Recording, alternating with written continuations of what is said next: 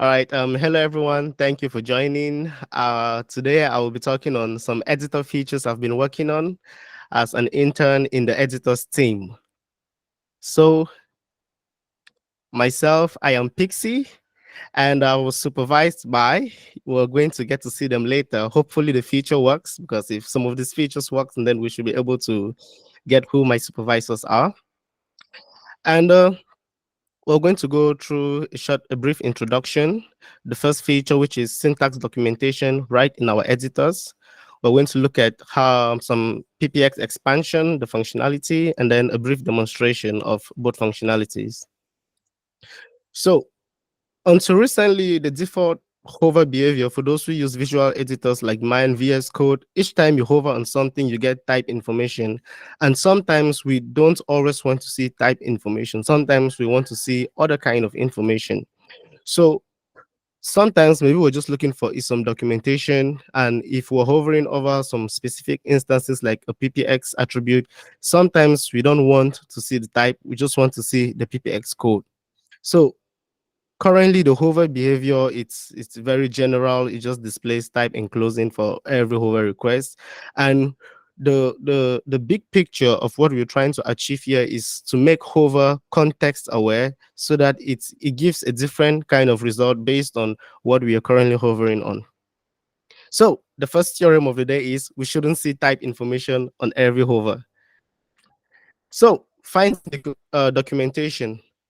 Finding the right documentation about syntax, especially for a beginner, can be quite challenging. I remember when I started working with OCaml, the syntax was not a little, but it was really, really a bit complicated for me, especially coming from an imperative background, and everything was, yeah, so it was a whole new experience for me, and it wasn't always easy to get documentation.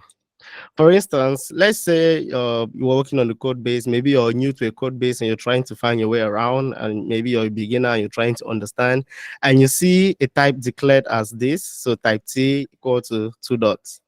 And obviously, the first thing I would do is to go to Google and try to find something. And I mean, Google is really helpful because it gives us great results that look like this. And so you go through each result and it just keeps wasting time. You don't find what you're looking for. Looking for this, and Google is giving us this. So it's really not helpful. Which brings us to our lemma of the day, which is Google search results like this only waste your time, especially for a developer. So what if we had a way to display the information we're looking for right in our editors? So say you hover over some syntax and it tells you exactly where to find it in the documentation. So this is the thing we mean by syntax documentation. So syntax documentation is basically information about the syntax. So it could be keywords, it could be operators, it could be expressions and things like that. And we can find this information in books, you can find them in tutorials, and we can find them in manuals. The Okama website itself is a good source of information because it's like I think it's the biggest collection of documentation for anything OCaml. And that is what we're going to be using to implement our syntax doc feature. So how do we teach the editor to understand the syntax to be able to provide information? Because when we hover, the editor has to understand that, okay, you're hovering over this, and so this is the kind of information you need. You're hovering over this, and so this is the kind of information you need.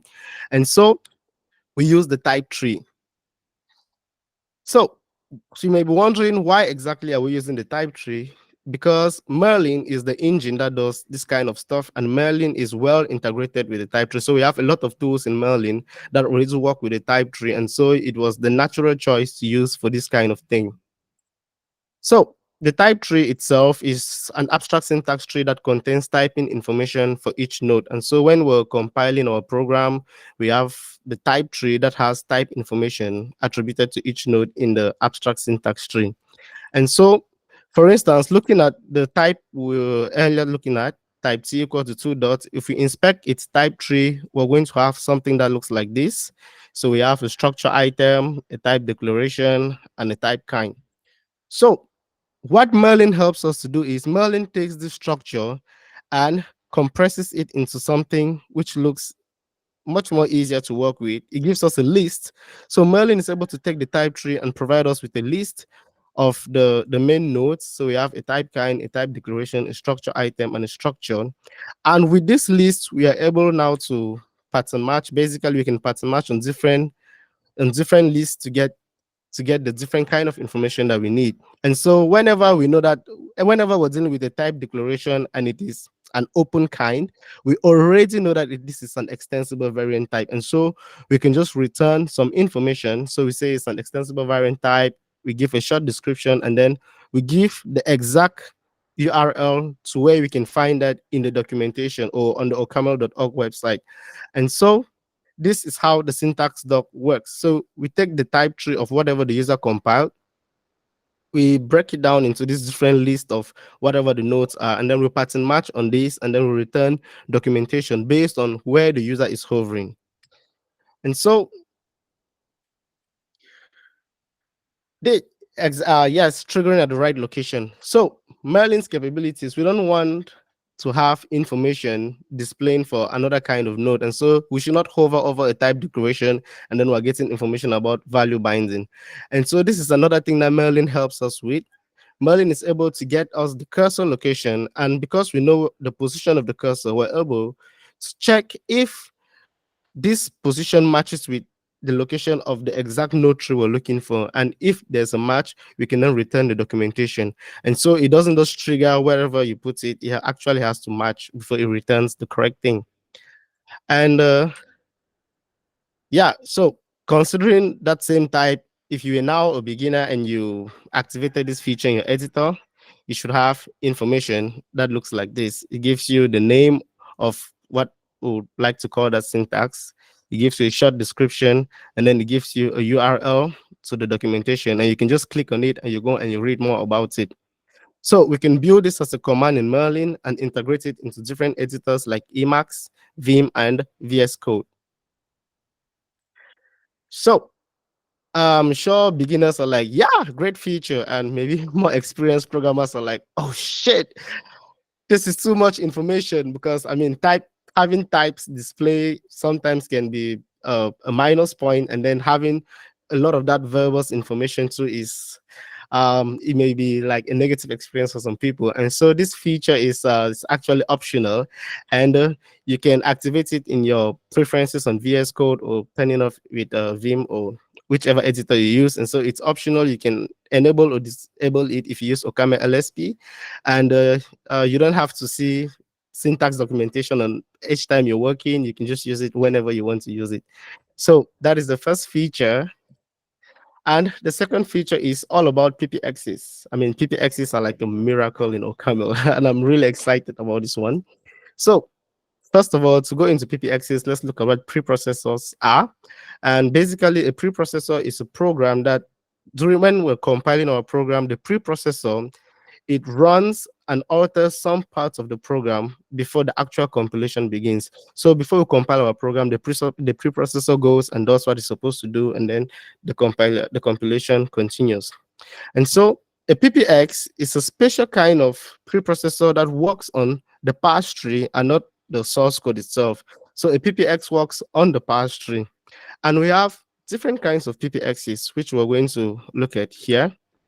So parse tree, we already talked about the type tree, and now I'm talking about the parse tree.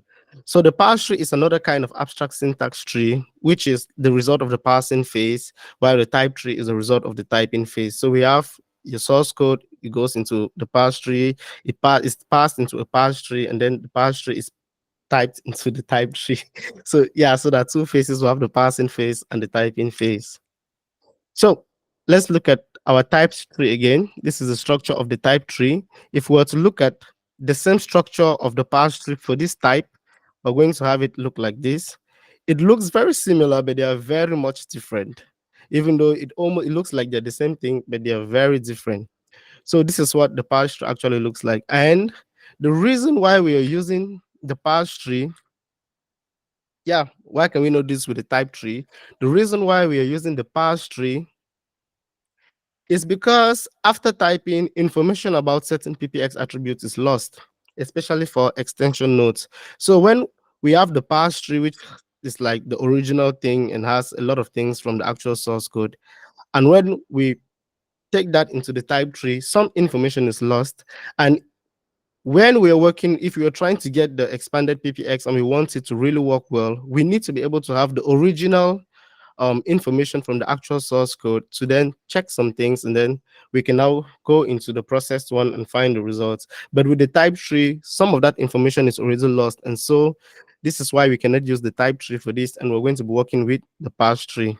Well, the parse tree and the PPX parse tree. So types of PPXs, we have drivers. So attributes and drivers. Attributes are additional information that we can attach to any AST node. So this could be like a warning.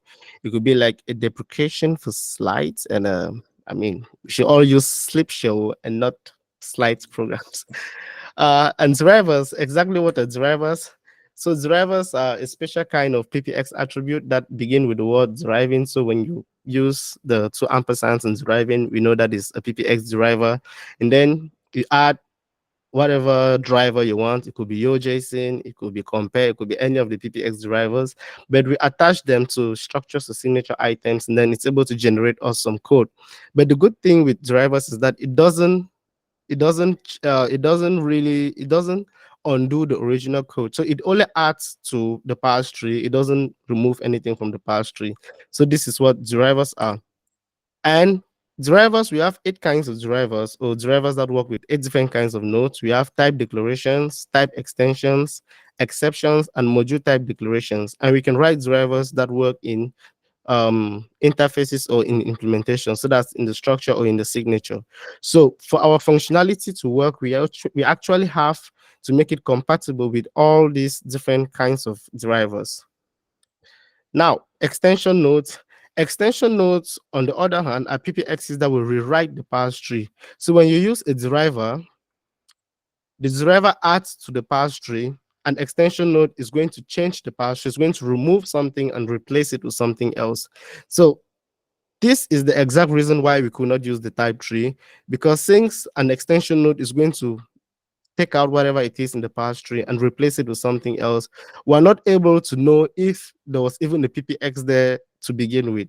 And this is why it's important for us to use the parse tree in our implementation. So yeah, exactly. This means for PPX drivers, we can have the original driver attribute after it has gone through parsing and typing. But for extension nodes, we lose all the information from the original code when we have already processed it. So let's take an example of a simple driver UJ. Well, it's not simple, but yeah, this is an example of a driver. And this is going to produce this code. So this is the output of this driver. But now, wouldn't it be awesome if we could have whatever the PPX is to do, and we could just hover over the PPX annotation and see the code that has been generated? So this is a feature that, I mean, if you had to see the code, you have to do extra steps like maybe PPX driving inline. You could drive it inline and then you see the code itself. And this will only work for drivers that are written with PPX lib. For drivers from PPX driving, this may not really be possible. And so what if there was an easier way that you could just hover over the PPX annotation and then you see the drives code without any extra step? So this is exactly what this feature is about. Yes, it would be awesome. But how do we achieve this? So we use the parse tree and the preprocessed parse tree, the PPX parse tree. So we use the parse tree to get all the original information that we need. So we want to find out if this is an extension node. We want to find out if this is a driver. And when we have that information, we now go to the processed parse tree where the results are, and then we get the results, and then we return it to the user. So that is the idea of how this feature works. So in implementation, we begin by taking the cursor position because, again, we want our hovering to be context aware. And so we need to be sure that the user is actually hovering on the PPX annotation, and we don't want to display PPX code unless that is the case. So the cursor should be in this range or in this range. So the user's cursor should actually be on a PPX annotation. Either for drivers, it should be something within this range, or for extension nodes, it should be something within this range. Otherwise, we don't display any PPX code. So yeah, we want our PPX to be context aware and only trigger on the and only trigger a PPX expansion if we are hovering over a PPX annotation. So how do we do this with the parse tree? So let's take an example to check if we have a deriving attribute. So we get all the attributes that are found within our parse tree or within that location where the user is hovering. And for each attribute, we check if the attribute begins with deriving. And then if this is true, we now check if the location of the cursor is found within the location of that attribute. So yeah, we're checking if the position of the cursor is found within the location of the attribute, and we're also checking if the attribute is deriving. So we don't want this to trigger if the attribute is, say, maybe a warning. We don't want to trigger it on a warning. We want to trigger it only on PPX derivers. So that is what this does. Similarly, for extension nodes, we want to check if the extension that we are working with, the location falls within the position of the cursor falls within the location of that extension node. So this is the two ways in which we use to filter out everything else and only display the output if the user is hovering within the PPX annotation itself. And when we have that information, we can then traverse the PPX parse tree, the preprocessed parse tree, because we check for that information using the parse tree. And when we're sure the information is there, we now go into the processed parse tree, and then we get all the output from there, or we get all the results from there. And we traverse this using the ASC iterator model, super cool module. So this is some example of how we get the extension nodes output. So we begin by pattern matching the PPX parse tree, and we check if it is an interface or an implementation. We're using the default iterator, but we're changing the expression iterator itself. So we're giving it our own way to traverse expressions. And in that little method we have, we're checking if the expression, the output of the expression itself, the changed expression, is the same as the cursor location that we earlier talked about. And if it is the same, we can now be sure that, okay, this expression itself is the result of a PPX and it wasn't there. Yeah, so that is the idea that we are using to get all the outputs for extension nodes. And it's the same functionality that we do for PPX drivers itself. So that's structure items, signature items, type declarations, module type declarations, exceptions. We're using the same idea to get all the generated code in the preprocessed parse tree.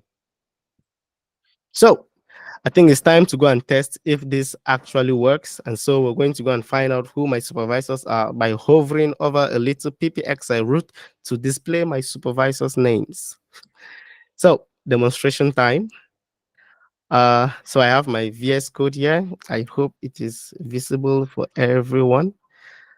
So to begin with, I'll demonstrate syntax documentation. So we have our type T here. When I hover over it, you can see it displays syntax extensible variant type can be extended with this is this. If you click on C manual, yes, open this. Oh, Edge browser. One uses Edge browser. Me, yeah. So it opens the OCaml website and displays us extensible variant types, and now the user can learn more about that functionality. So that is syntax documentation. It works for the different kinds of syntax that we want to show documentation about. So here, this is another example of a syntax. If we hover here, it can tell us that, okay, this is a list. But if you hover on the second one, it tells you that this is a recursive value definition because, yeah, it's recursive value definition. So when you hover over the recursive part, it's going to tell you, okay, it's a recursive value definition and gives you that. This is another example of syntax documentation. And if we hover over the type T here, it can tell you that this is a locally abstract type. And it just works like that for each kind of syntax. So this is different kind of syntax here. And each time it gives us documentation that is unique to that particular syntax. And for PPX expansion, I have here different kinds of PPXs. Some are written with PPX deriving and some are written with PPX sleep, but it works for all. So here we have a deriver show that generates, I think, pretty print functions for the types that we attribute it to. And so if I hover over it, it tells us, it gives you the PPX that was supposed to be, the PPX that what the code that the PPX generates. So it displays that in the little hover UI that we have.